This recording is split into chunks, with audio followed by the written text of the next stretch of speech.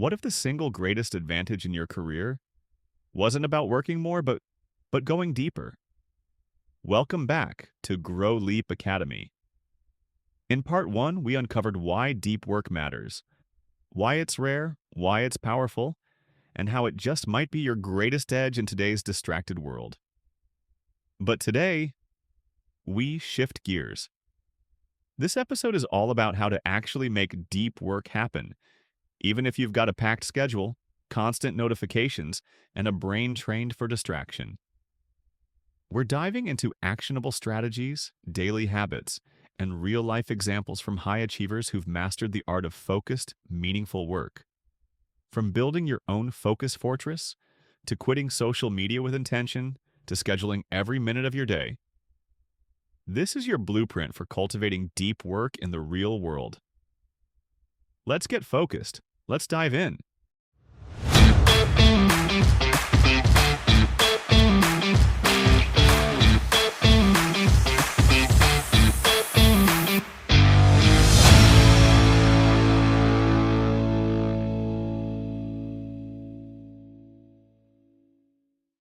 All right, let's dive in. Today we're tackling something that's, well, absolutely essential if you're trying to make a real impact. We're talking deep work. Yeah, deep work. And from what you've sent us, we're talking about the stuff you do when you're totally focused, no distractions, really pushing your brain to the limit. It's not just getting things done, it's about creating something new, getting better at what you do, doing things that are hard to copy. Right, exactly. It's about producing at a high level. And for you listening, today is all about understanding how powerful this kind of focus is, how necessary it is in a world that honestly seems like it's designed to pull your attention in a million directions. It really does. You've given us so much to work with the science behind deep work, historical examples, what makes it so hard these days, and the best part, actual strategies you can start using today. Yeah, practical stuff. So you can start putting this into practice right away. It feels like this constant battle, right? We have these amazing tools, we're always connected, but that seems to be the opposite of being able to really focus for a long time on the work that matters most. And what you've shared with us makes a really strong case that this ability to go deep, it's not just a nice thing to have, it's crucial in today's world. So let's get into it. Why is this deep work so important? Well, the research is pretty clear. Decades of work, especially in cognitive psychology, points to this idea of cognitive load. Cognitive load. Right. And deep work, because it cuts out distractions, reduces that load, which frees up your brain to focus on the task at hand. This is a big reason why sustained focus leads to better outcomes, deeper learning. Think of it this way. Deep work isn't just about processing information, it's about building and strengthening the pathways in your brain. Building your brain, so to speak. Exactly. And the sources you provided really highlight that throughout history, in any field that requires serious brain power, this kind of focused effort has been the key to progress and achievement. Yeah, it's fascinating to see how this plays out in the lives of people who have really made an impact. And you sent over so many great examples. Like, let's start with Michel de Montaigne back in the 16th century. Okay, yeah. He built himself a dedicated space for thinking, his own private library in a chateau. It was like a sanctuary designed for thinking and writing without being interrupted. Interesting. It really shows you how important this was to him, even way back then. What's really interesting for you, the listener, is that it wasn't just the historical detail, but the intentionality behind it. Like, he purposely created that environment to help him focus. He took control of his space to control his mind. Exactly. Shaping your surroundings to support focus, that's a powerful lesson, even today. And then you've got Mark Twain writing The Adventures of Tom Sawyer in a shed, completely isolated. Oh, yeah, I remember reading about that. His family had to use a horn to call him for meals. That level of dedication, it just shows you how much he valued that state of focus. And it's not just these figures from the past. Look at Woody Allen with his incredible film career. I mean, dozens of films, tons of awards, and he famously wrote all his screenplays on a manual typewriter. Avoiding all those digital distractions that come with computers? Exactly. He made a choice to use a tool that forced him to focus. And for you, the listener, that's a key insight. Sometimes choosing a less efficient tool can actually make you more effective by eliminating distractions. And then there's Peter Higgs. The Higgs boson guy? Yeah, the theoretical physicist. He was so committed to being disconnected that when he won the Nobel Prize, they couldn't even find him. That's wild. Really highlights how much he prioritized focused thought. like more than anything else. And then you've got J.K. Rowling. Social media was blowing up, but she kept her online presence super minimal while writing Harry Potter. Her first tweet says it all, pen and paper.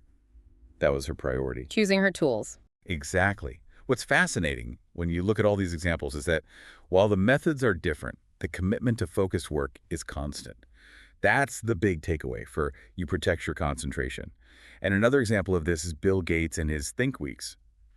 Twice a year, he would disappear, often to a cottage by a lake, just to read and think deeply. Like a retreat. Right. And it was during one of these times that he wrote the Internet tidal wave memo, which totally changed Microsoft's strategy. So deep work led to a huge, impactful outcome. Exactly. Direct connection. And Neil Stephenson, the science fiction author, he's notoriously hard to reach online. He says he needs those uninterrupted blocks of time to write his novels, which are complex and, really well developed. And he contrasts that with the shallowness of email. Right. He sees the trade-offs, right? Deep work that produces something lasting versus constant distractions that lead to, well, not much. And what your sources show is this stark contrast. These highly successful people are all about deep work, but it's the opposite of how most people work today. It's true. And that brings us to the big problem, right? The erosion of deep work by what we're calling network tools.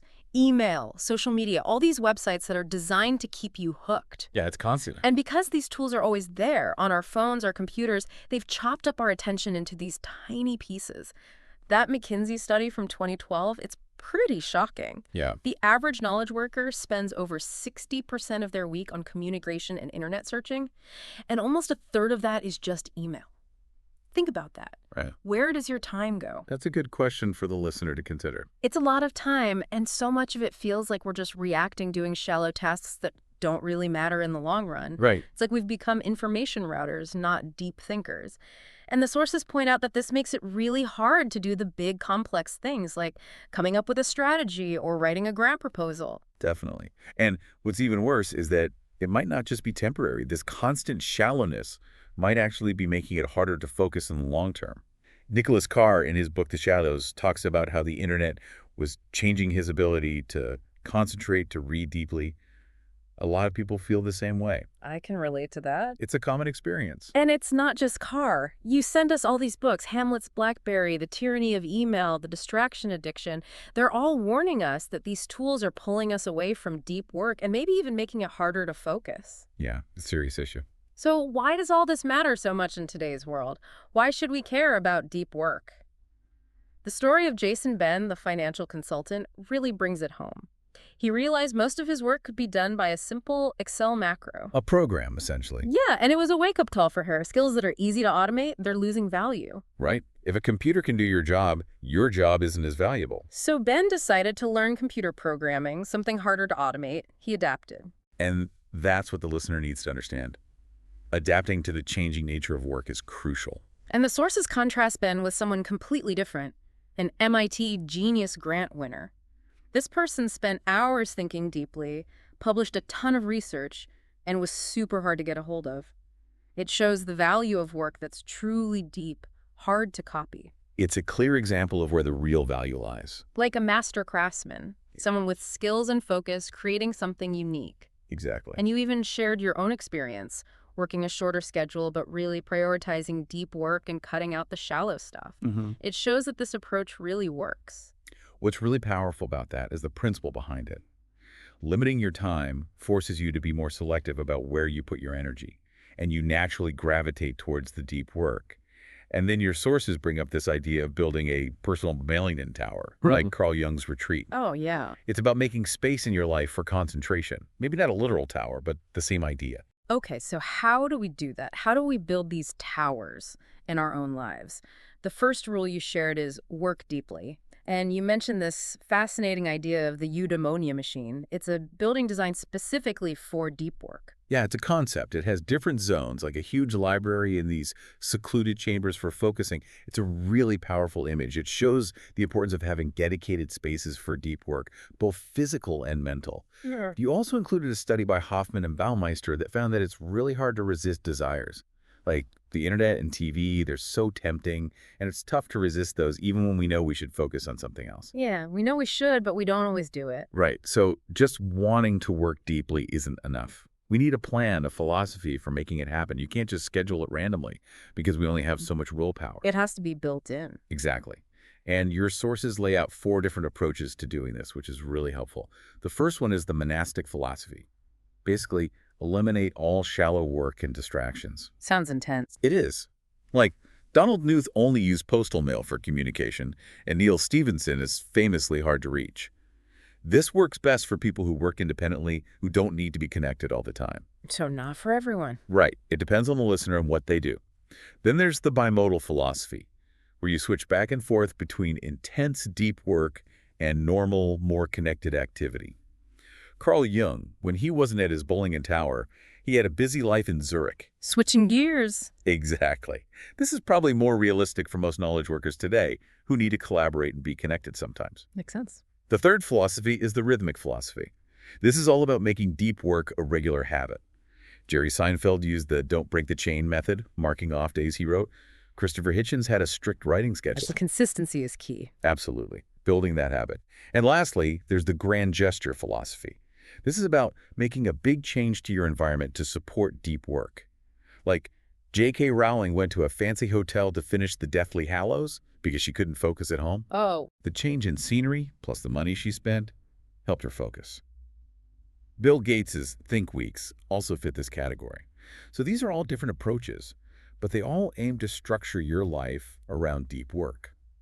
The listener needs to think about their own situation and what would work best for them. So find the right philosophy for you. Right. And then your sources briefly talk about collaboration, which seems kind of strange because we've been talking about working without distractions. Don't work alone. I was wondering about that. It does seem counterintuitive, but the idea is that sometimes collaboration can actually make deep work better. They talk about the whiteboard effect, where bouncing ideas off of each other pushes you to think more deeply. Ah, like brainstorming. Exactly. But they also warn against those open office plans that are supposed to be all about collaboration. They mention MIT's Building 20, which was known for chance encounters and great collaboration, but then the faculty insisted on soundproof offices in the new Stata Center. Because they needed quiet to focus. Exactly. Yeah. So the takeaway is that good collaboration usually comes from deep, individual work that's then brought together. Okay, that makes sense. So we've chosen a philosophy, we're making time for deep work. How do we actually make the most of that time? Execute like a business. That's the next section. Right. And this part really highlights the difference between knowing what to do and actually doing it. There's a great story about Andy Grove, this business legend, asking Clayton Christensen, the guy who came up with disruptive innovation, how to actually put the theory into practice. So it's not enough to just know the theory. Right. You need to know how to execute. Yeah. And your sources suggest using the 4 disciplines of execution, or 40X, which come from the business world. Interesting. Let's hear them. Okay, so the first discipline is focus on the wildly important. It means figuring out the few really ambitious things you want to achieve with your deep work time, something that truly motivates you. It's like saying yes to a terrifying longing, as David Brooks puts it. A good example would be setting a goal to publish 5 high-quality research papers. So for the listener, it's about asking, what's my wildly important goal? What do I really want to achieve? Exactly. Discipline #2 is act on the lead measures. This means focusing on the actions that will lead to those big results, not just the results themselves. So instead of just tracking how many papers you publish, you track how many hours you spend working on them deeply. So track the time spent doing the work. Right. Discipline #3 is keep a compelling scoreboard. This is about making your progress visible, like keeping a physical card where you mark off your deep work hours each week. So it's motivating to see your progress. Exactly. It keeps you engaged. And finally, discipline #4 is create a cadence of accountability. This means setting up a regular system for checking in on your progress, both on the big goals and those lead measures. Maybe a weekly review, it keeps you on track and helps you make adjustments. So it's like having a coach, but you're the coach. That's a great way to put it. Okay, so we're focusing on the important stuff, tracking our progress, holding ourselves accountable. The next strategy seems a little odd. Be lazy. I know, right?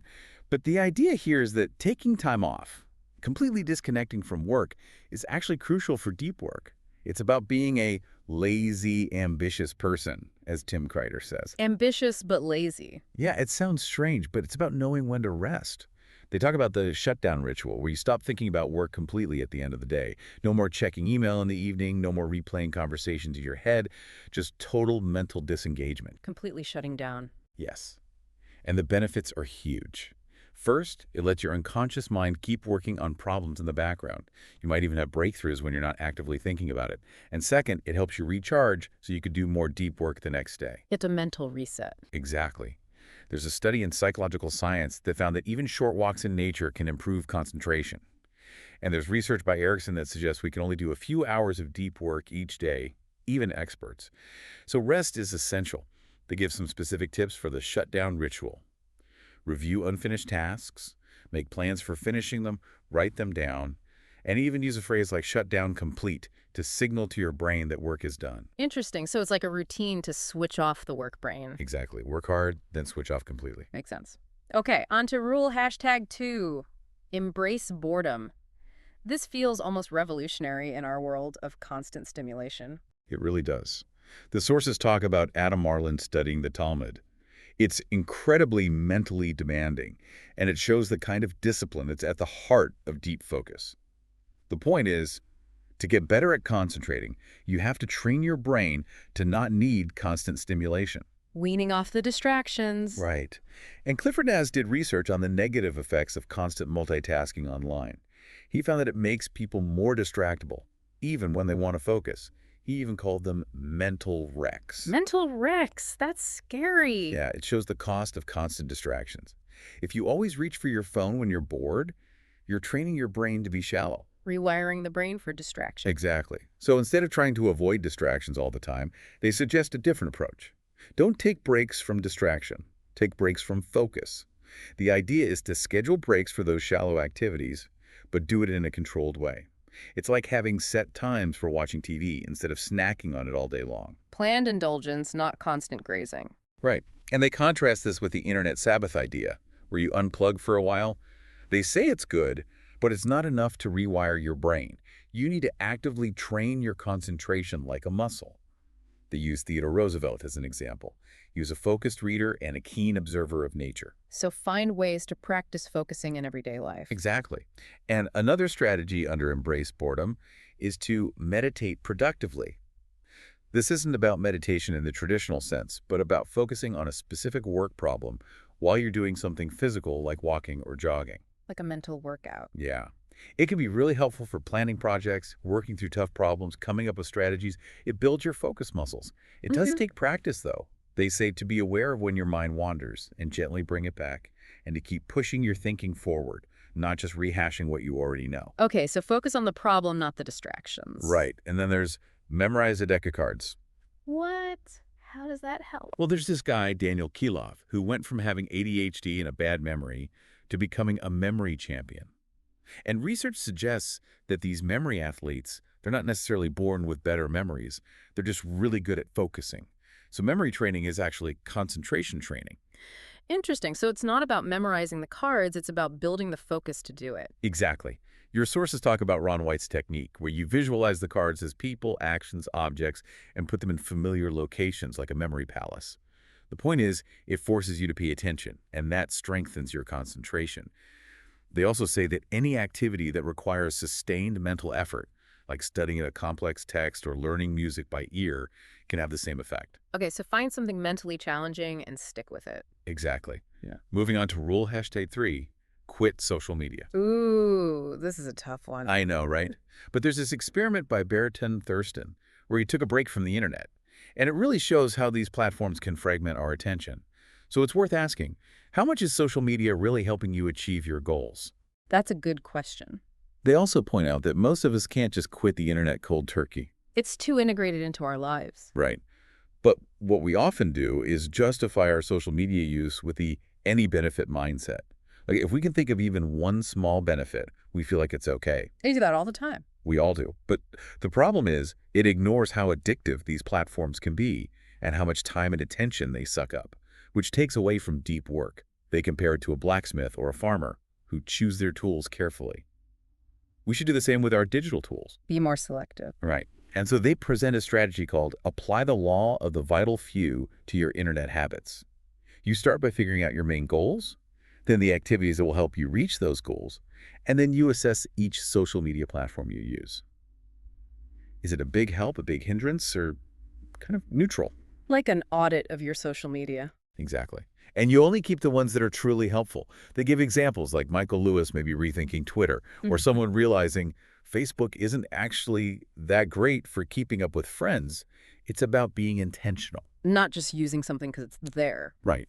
And the law of the vital few, it basically says that a small percentage of our activities lead to most of our results. So focus on the high-impact stuff, even if it means cutting out things that seem kind of useful. Do less, but do it better. That's it. And then they take it a step further and suggest actually quitting social media for 30 days. Not deactivating accounts, just not using them. Going cold turkey. Sort of. The point is to see what it's like, to notice any fear of missing out, and to realize that maybe these services aren't as important as we think. It can help you break free from their hold on your attention. They also talk about how social media can be a kind of shallow collectivist alternative, where you get easy attention, but it's not really meaningful. It's the opposite of the hard work of building an audience through creating something valuable, like writing a blog. So it's about quality, not just quantity. Right. And finally, under Quit Social Media, they say, don't use the internet to entertain yourself. This goes back to an idea by Arnold Bennett about creating a day within a day where you use your free time to learn and grow, not just consume entertainment. Making the most of your time. Right. And they talk about experiments at 37 Signals, where they tried a 4-day work week and then gave employees a month off for deep work projects. It turned out that the shorter work week mostly cut out the shallow work, and the deep work time led to real innovations. The point is, find the time wasters in your schedule and get rid of them. So you have more time for the important stuff. Exactly. And that brings us to the last rule, drain the shallows. And the first strategy here is schedule every minute of your day. Every minute. Well, not literally every minute, but the idea is to be intentional about your time. Research by Laura Vanderkam shows that people often think they have less free time than they actually do. We don't realize how much time we actually have. Right. So if you schedule your time, you can find more time for deep work. Then there's fixed schedule productivity, which is about setting a firm quitting time and then figuring out how to be most productive within those limits. There's a great example of an academic who does this, Radhika Nagpal, and she's very successful, even though academia often has a culture of long hours. Setting boundaries. Exactly. And the last strategy is become hard to reach. This is about minimizing interruptions. So you can set up email filters to prioritize important messages. There's an example of a system where senders have to make promises in their subject lines. And when you do send emails, put in the extra effort to answer all the questions so there's less back and forth. And this might sound strange, but they even suggest not responding to emails that are unclear, don't really require your response, or are just not for you. Ignoring emails, that sounds dangerous. It can feel that way, but it's about protecting your time and attention. They mention that MIT professors are notoriously bad at responding to emails, and Tim Ferriss talks about letting small bad things happen. So it's about choosing your battles. Yes. And all of this drain the shallows rule, it shows that deep work is a skill, and you can get better at it by using these strategies. The example of Bill Gates focusing on programming in the early days of Microsoft shows how powerful this can be. And even with all the demands you have, prioritizing deep work has made you more productive and impactful. It's a constant process of learning and relearning how to focus. So to wrap up, we've talked about what deep work is, why it matters, and how to make it happen. Right. In today's world, being able to focus deeply is essential. It's a valuable skill. Absolutely. And as a final thought for you listening, think about what's distracting you from your goals. What shallow activities can you cut out? What's one small step you can take today to start working more deeply? Use what we've talked about and start experimenting. Yeah, give it a try. Thanks for joining us for this dope dive. Thank you for listening. If this episode resonated with you, the best way to support the podcast is to hit like, subscribe to the channel, and share it with someone who needs to hear it. Every bit of support helps us keep creating content that actually matters. See you in the next one.